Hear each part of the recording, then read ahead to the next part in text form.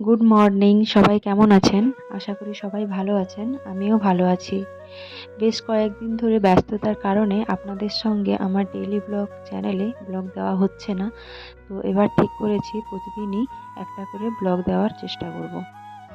তো কিছুদিন আগে বাড়ি গেছিলাম, দেশের বাড়িতে। তো জবের সূত্রে আমার মানে বাড়ি থেকে অনেকটা দূরে থাকা হয়। তো ছুটি পেলেই মাঝে মাঝে বাড়িও যাওয়া হয়। তো আমাদের এখানে দেখো, গ্রামের বাড়িতে এই সিজনটাতে পুরো মাঠ জুড়ে ওই চীনা বাদামের চাষ হয়ে থাকে। তো বাড়ি এসে ওইটাই ভাবলাম তোমাদের সঙ্গে শেয়ার করি। চীনা বাদামের পাশাপাশি এই মাঠে টুকটাক সবজি এটা ওটা লাগানো হয়েছে। তো আমাদের এখানে দেখো, মাসি অনেক কিছুই লাগিয়ে ফেলেছে। তো এগুলো আমাদের পেঁয়াজ চারা লাগানো হয়ে গেছে, পেঁয়াজ বসেও গেছে, এই দেখো দেখতে পাচ্ছ, একটা একটা করে দেখা যাচ্ছে।